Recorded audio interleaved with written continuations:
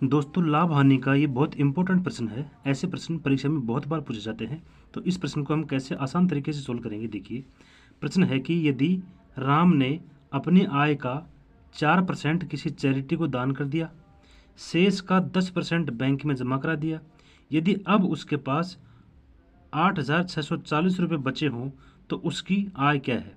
ये काफ़ी इंपॉर्टेंट प्रश्न है और एसएससी सीजीएल मेन एग्जाम 2010 में पूछा गया है। तो इसको कैसे सोल्व करेंगे, देखिए। राम ने अपनी आय का 4% तो चैरिटी में दान कर दिया। अब उसकी जो भी आय हो उसके 4% दान करने के बाद आय निकाल लेंगे। उसके बाद जो बची है, ये लिखा हुआ है शेष का 10% बैंक में जमा करा दिया।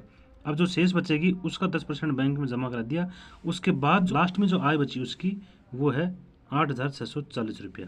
तो उसकी प्रारंभ में आय क्या थी, ये हमसे पूछा गया है।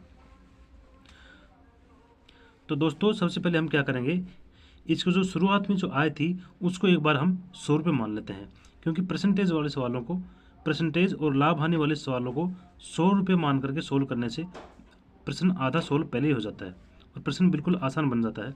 देखिए, हम मान लेते हैं कि सबसे पहले कि राम ने अपनी आय का 4% किसी चैरिटी में दान कर दिया, तो उसकी आय को ही हम एक बार 100 रुपये मान लेते हैं कि भाई माना राम की आय, राम की जो आय है वो होगी 100 रुपये। राम 100 रुपये कमा रहा है।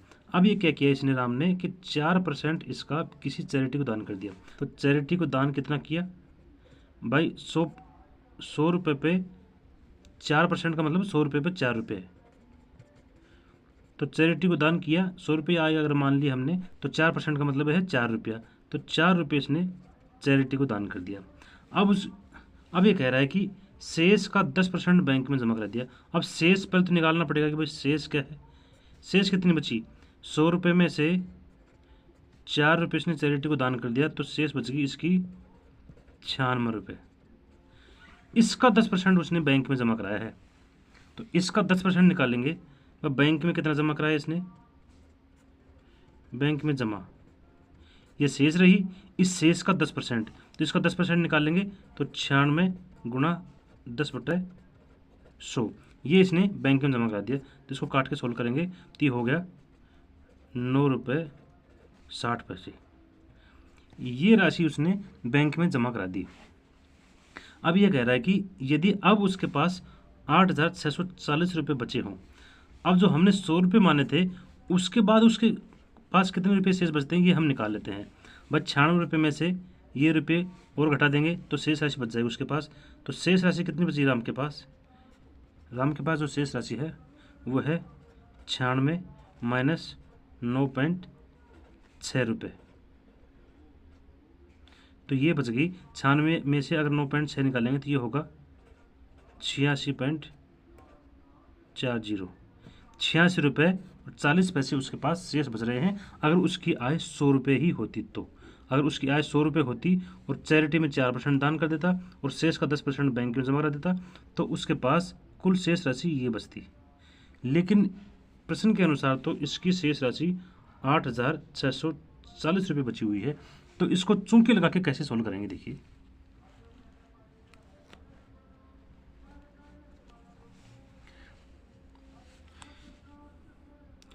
चूंकि यदि शेष राशि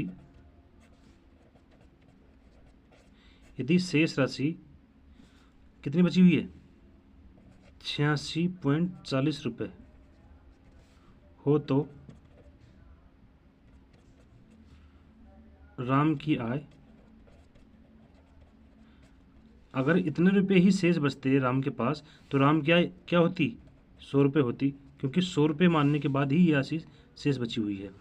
इसलिए यदि शेष राशि इतने रुपये ना होकर के 1 रुपये होती, 1 रुपये, दूसरी लाइन में चूंकि वाले एक ही नियम की दूसरी लाइन में हम 1 रुपये मानते हैं, तो 1 रुपये अगर इसकी आय होती तो 1 रुपये अगर इसकी शेष राशि होती तो इसकी आय होती 100 बटे में जो प्रारंभिक जो राशि थी उसको भाग दे देंगे, ये हो गया 86.40।